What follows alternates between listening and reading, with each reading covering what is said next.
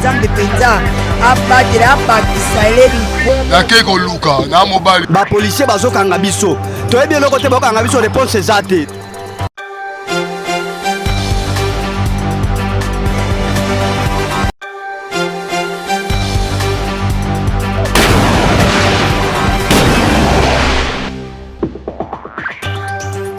Pendant Kinshasa mbote esengoza ya bisika nyonso levili baku ya kolanda Mag FM édition ya mokolo lelo ya moyi bandi mbote na bien.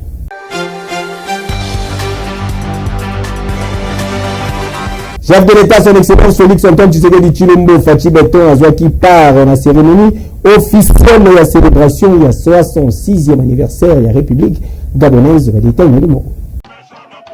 Invité na homologue na ye Gabonais Brice Clotaire Olingi Nguema, chef de l'État de la République démocratique du Congo, son excellence Félix Antoine Tshisekedi Tshilombo azwaki part na ba cérémonie officielle il y a le 17 août commémorant 66e anniversaire de l'indépendance ya Gabon. Distingués invités, mesdames, messieurs, arrivée de son excellence Félix Antoine Tshisekedi Tshilombo, président de la République démocratique du Congo.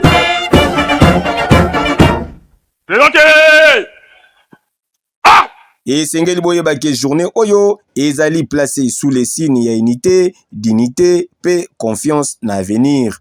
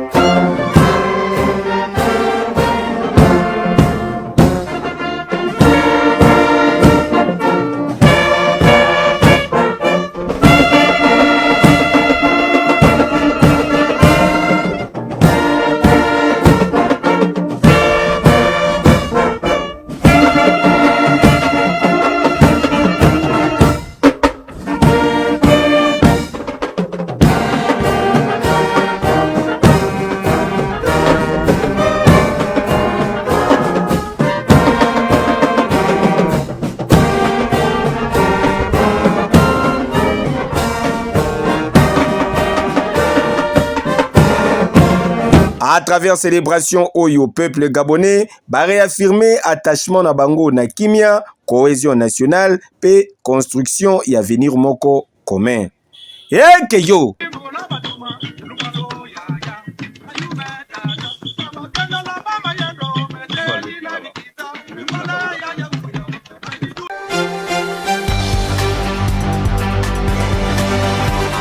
Na Libreville, mokonzi ya mboka Félix Antoine Tshisekedi Tshilombo arendaki ba hommage officiel na président Léon Mba, le tout premier président ya Gabon.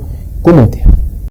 S'inscrivant dans le cadre de la festivité à 66e anniversaire et accession ya Gabon la souveraineté nationale, visite ya président de la République démocratique du Congo, son excellence Félix Antoine Tshisekedi Tshilombo et permetaki pour nous rendre hommage officiel na président Léon Mba pe ko se recueillir na bisika oyo babongisa pona oyo azalaki le tout premier président ya Gabon na programme dépôt ya ba gerbe de fleurs pe visite ya espace musée oyo ezali ko mettre en lumière primaire, vie publique pe vie intime, ya père ya indépendance ya Gabon pe famille naye, bakisa lisusu culture naye à travers archives, ba correspondance pe ba photographie ya époque wana. Séquence oyo na mémoire naye ezali ko s'inscrire na contexte ya rénovation pe inauguration lobi eleki ya complexe oyo dédié na père de la nation pe ezali en même temps symbole ya mutu oyo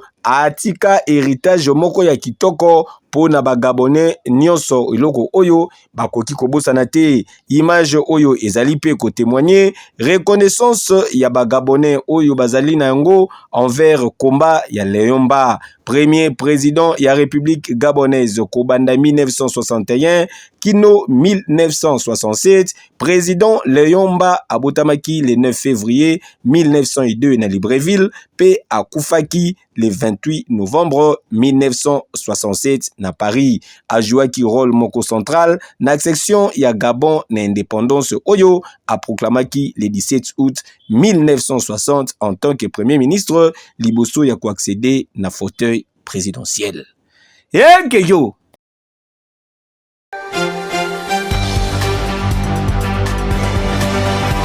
Pour exprimer na Libreville liboso ya diaspora mokonzi mboka Félix Antoine Tshisekedi Tshilombo annonçaki prochaine adresse à la nation pour na ko préciser ba contour ya dialogue national inclusif. Retour en image.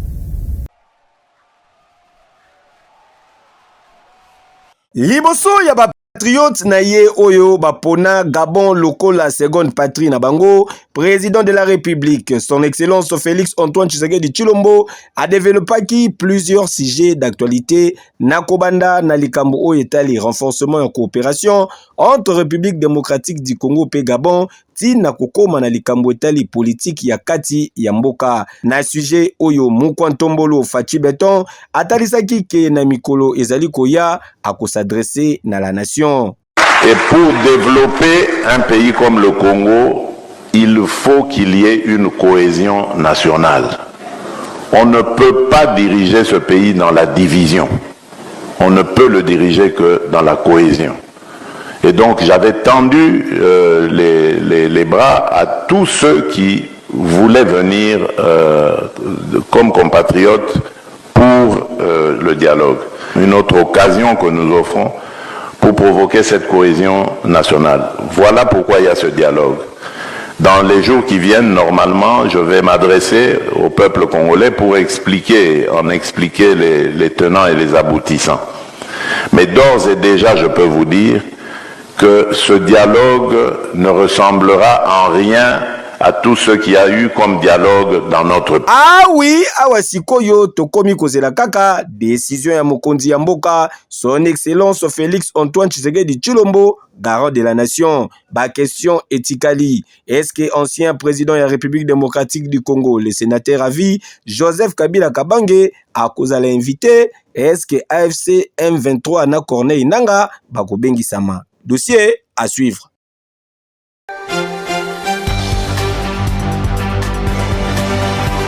Ouverture ya 46e sommet ya SADC et Salami na Durban na mboka Afrique du Sud kasi senelbo daki délégation congolaise kitaki bien avant. Retour en image.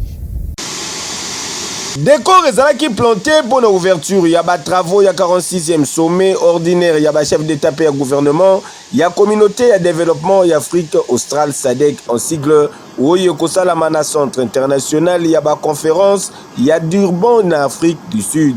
République démocratique du Congo elingi koyokisa mongongo na yango na banje ya minene oyo ezali ko façonner avenir pe développement ya Afrique australe. Ouvert lundi 17 août 2026, délégation de la République démocratique du Congo et Kitaki na Durban depuis week-end d'équipe, plus précisément mon collègue samedi 15 août 2026. Et Seigneur Boye Baké, plusieurs membres du gouvernement, basali ko prendre part à un événement Oyo placé sous le thème une industrialisation résiliente, durable paix inclusive par le développement des infrastructures, transformation agricole et la valorisation des minéraux critiques pour un monde plus équitable. Sommet Oyezali remarqué également prise ya présidence officielle ya SADC, ya président sud-africain mettant fin ainsi na intérim assuré na renversement ya pouvoir na Madagascar oyo ezalaki censé occuper fonction oyo suite ya 45e sommet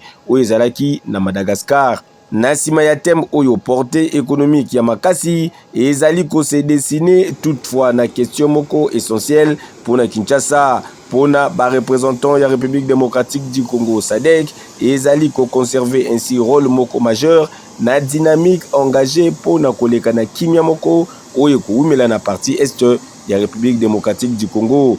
Pour un rappel, SADC ezali organisation régionale composée na 16 États membres. Créé en 1980, na combo et à conférence de coordination du développement de l'Afrique australe, na août 1992, né Komaki, communauté de développement et Afrique australe.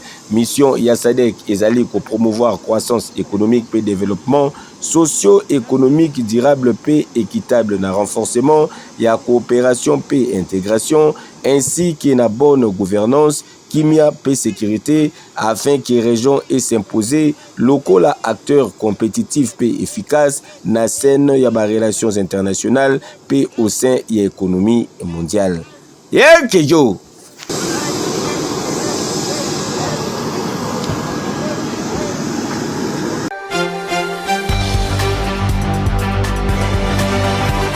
Après expiration de l'ultimatum OEC 64, Bapesaki na Mokonzi ya Mboka Félix Antoine Tshisekedi Tshilombo pour l'organisation du dialogue national inclusif et singulier qui va annoncer reprise d'action et mobilisation sur terrain déjà à partir du 15 septembre.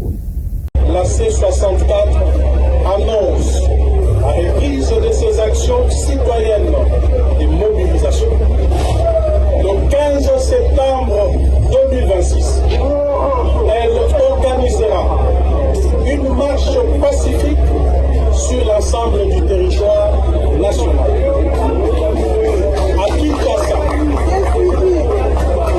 À Kinshasa, plusieurs points de rassemblement seront déterminés pour converger vers le palais du peuple, siège de la représentation nationale.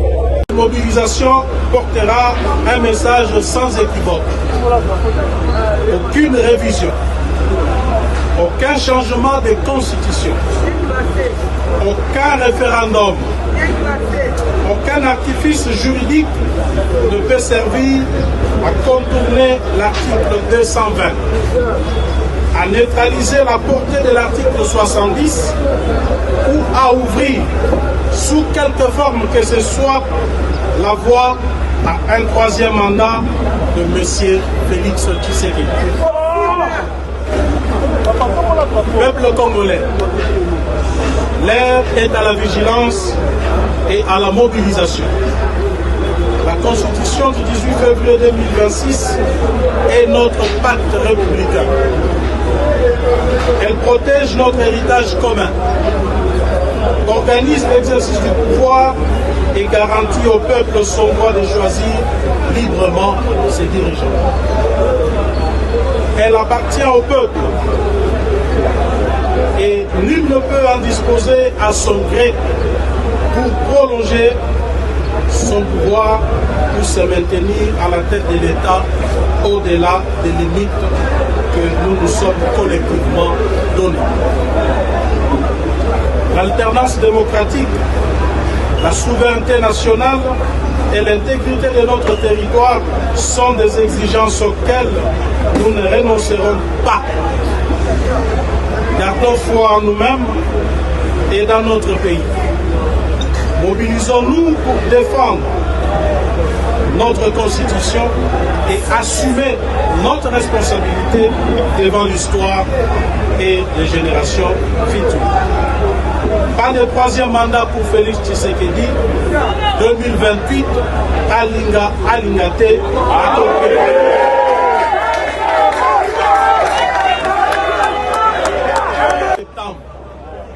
bisoba ce peuple congolais inde on a ba oba kozala na Kinshasa oba biso otoza na Kinshasa tokokende inde ti palais du peuple oyebi kezali rentrée parlementaire ndenge mbala ya moto Tshisekedi atindi yango kuna tokokoma wana mpona kopesa badepute nationaux mbote ebango babongwama mpona koyamba biso parce que le 15 tokozala wana.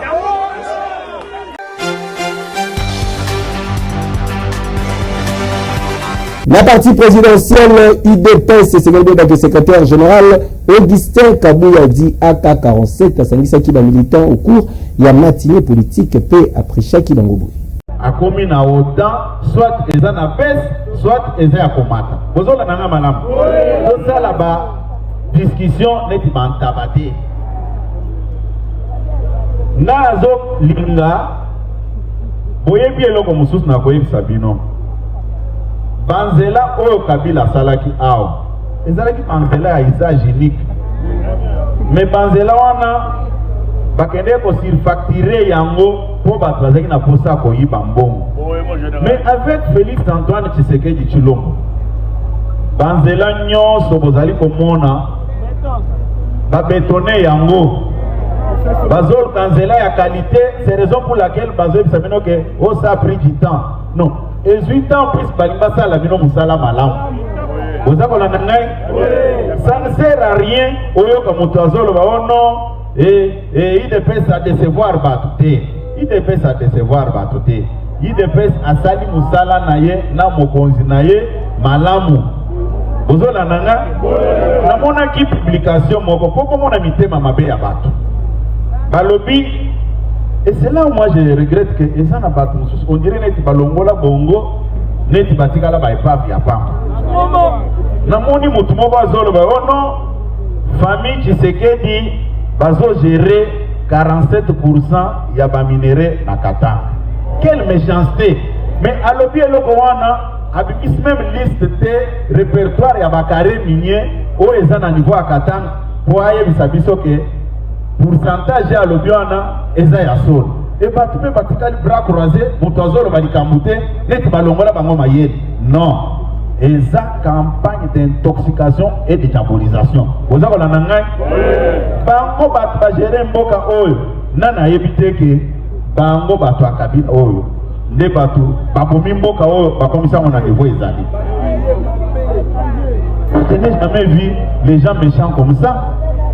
Botala nano, notre distinguée première dame, programme na excellence ya wana. Eza pona ko aider bana même ya babola. Batanga na bourse ba koma bato. Mais lokola bato bazaka mitema mabe. Ale bafongoli babandi kofinga. Nyonso wana pona nini? Pona ko désorienter bato.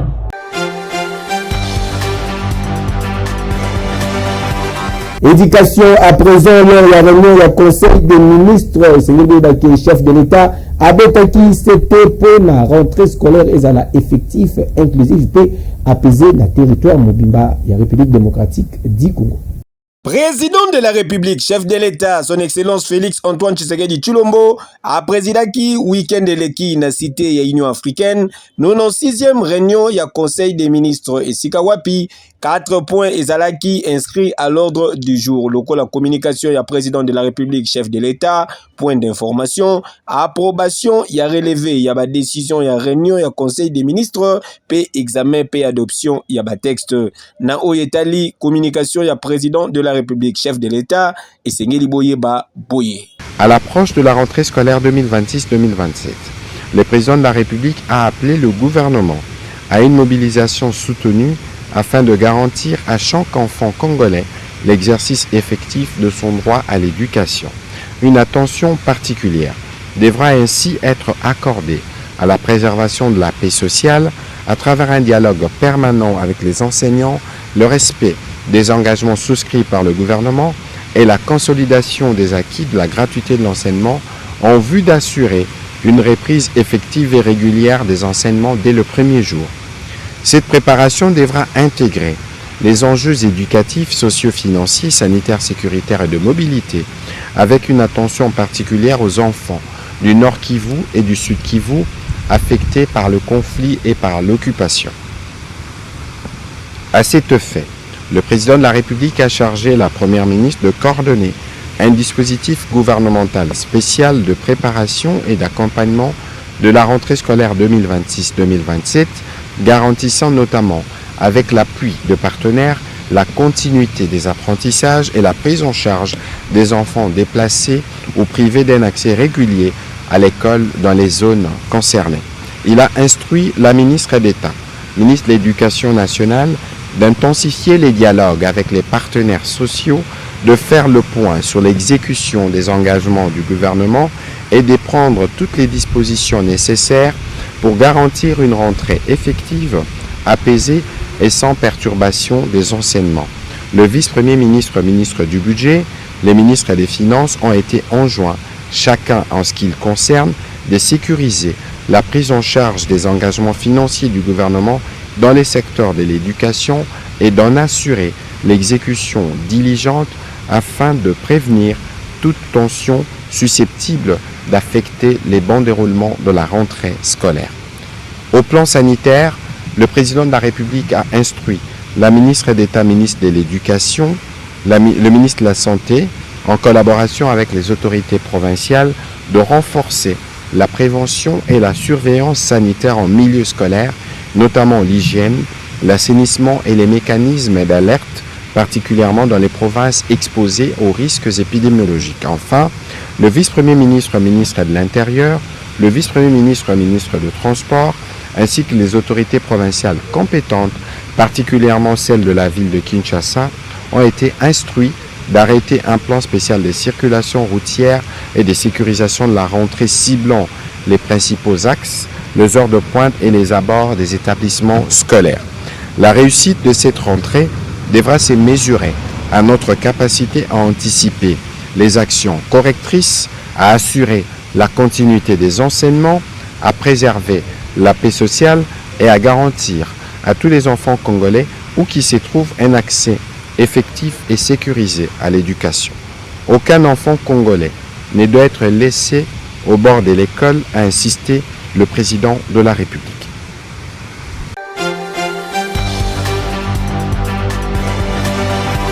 C'est ça qu'accueillir en guerre contre la TikToker dans la République démocratique du Congo, président de la structure Oyo Christian, bon, c'est le dernier que nous ça, Makambouyon sont en ordre. Principalement d'abord, rebelle. Ok. Quand on y a publié Makambouyon M23. Quand on y a déjà ça la promotion, il y a le criminel de Kagame, na ba terroriste le roi Nanga na et ba fidé na bango. Quand on a nyonso tozoluka moyen pour répertorier on est sur un travail de 2000 comptes. Mais c'est vrai que vous vous retrouvez avec par exemple 6000 comptes, il faut faire le toilettage. Vous toiletter. Bon, c'est rassuré que vous tombez caca na bateau va diffuser un message à modèle wana. Mais là où nous on a été fort, c'est que tozo associé en gros na politique générale y a TikTok. J'insiste sur la question parce que nous prenons la politique générale et nous leur confrontons. Nous disons t'as la compte oyo bobi sabiso par quel mécanisme est respecté politique générale la bino. Parce que si on dit que règle à Congo on va dire non on est dans un pays na bino mais règle générale na bango moko. Principe élémentaire, il y a TikTok dans la plateforme. Mon côté est respecté. Et c'est ce qu'on a fait. Donc, alors, qu'est-ce qu'on a fait de façon pratique? On a envoyé un nombre que je ne citerai pas ici pour ne pas alerter les gens. Tout le monde nombre compte moroboué pour que base batala. Et ils ont pris les comptes. Selon les rapports que j'ai, encore une fois, selon les rapports que j'ai, TikTok, qu'est-ce qu'il fait?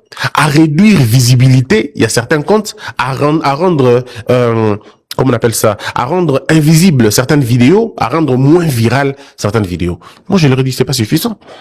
Donc, c'est pas ce que nous, on a demandé. La suppression pure et simple de ces comptes-là.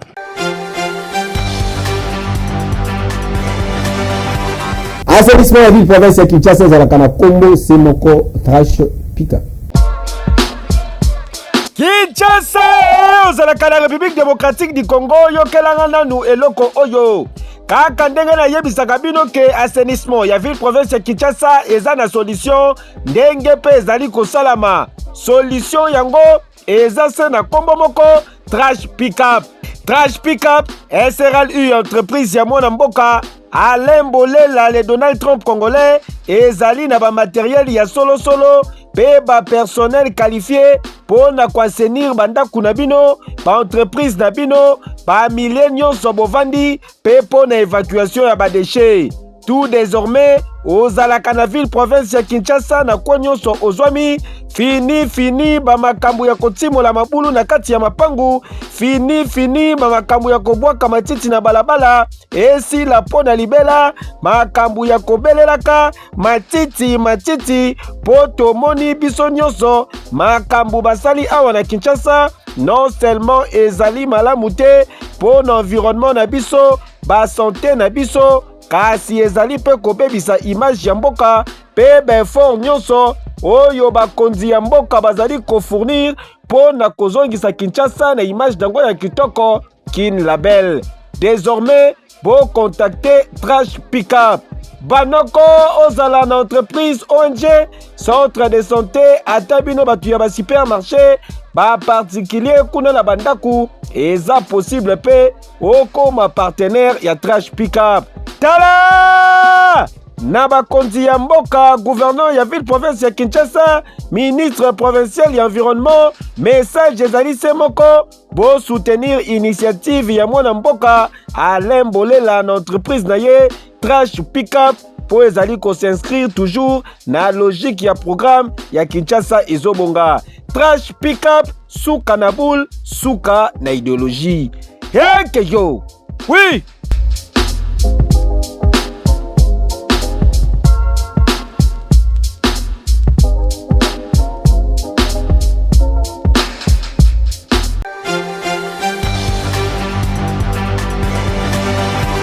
En tout cas, les bâtisseurs balekisi nani apesi bango mandat ya boye toyebi soki bakomi ba policier toni le bolandele moko.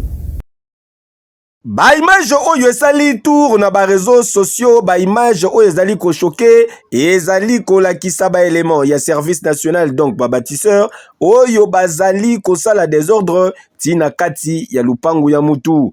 En tout cas, eloko bazalaki ko welela eyebanite mena ba image oyo monani ba acte oyo ezali ba acte ya ko tolérer bolanda neti kaka bozalaki. Mon lieutenant général Jean-Pierre Kasongo Kabwik, commandant ya task force ya assainissement, tosengi olandela dossier oyo po mikolo oyo ekomi fréquent ba image ezali ko circuler de part et d'autre po na kolakisa ba bâtisseur basali eloko boye mon général benda bango lisusu matoi po oyo ezali lokola bazali ko saboter musala makasi oyo usala déjà papa kota likambo oyo dossier à suivre.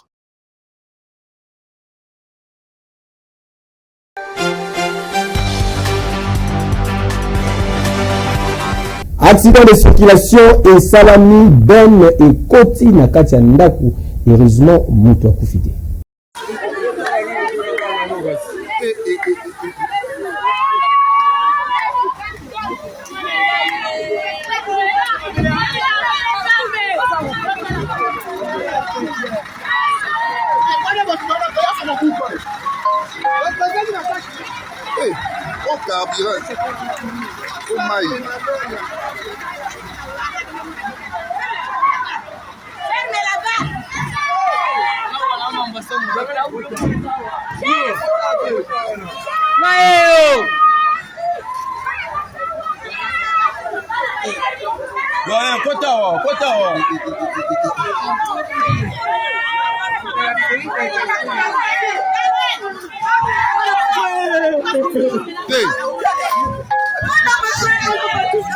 Bamsuba saka wana.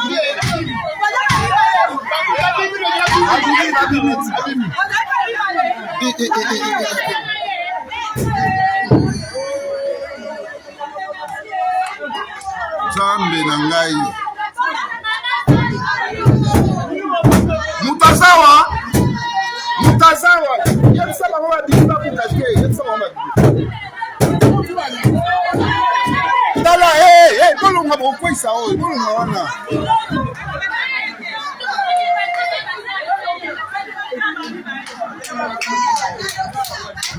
Bosala mutu te. Baga bombale. Bosaka bino mibale. Mama ke.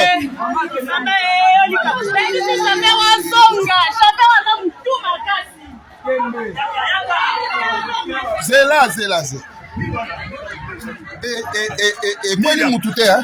Bon chauffeur azab. Chauffeur à qui? Chauffeur à qui mité?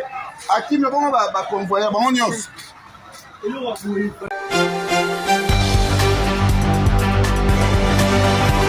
Magafere Mokola Lelo Komina Souka, merci pour la confiance, paix, fidélité et page rose. L'édition Mokola Lelo de Tikato souhaité joyeux anniversaire à Eric Pimba, noble, mignon garçon, beau garçon, passé qui a monté pour célébrer le Tananaï. Mokola Lelo, vous allez connaître ma belle fête, mon nom, vous allez pour ça, m'a profité bien. Na Mokola Naye, que du bonheur. C'est peut-être qu'il l'édition Mokola Lelo, peut-être ça merci Mingi, na papa, et moi, Tomafu Kazalaki, na Sima Caméra, régie finale de Simamaki. Le directeur technique d'Inviso, Gelo Moya, Banata, Bakita, Babalukana Mabele, fils, Maniboïka Machine, na préféré. Zambe Penza, Abadira, Bakisaleri. Nakeko Luka, na mobile. Ba policier bazokanga biso. Toyebi eloko te bakanga biso réponse ezate.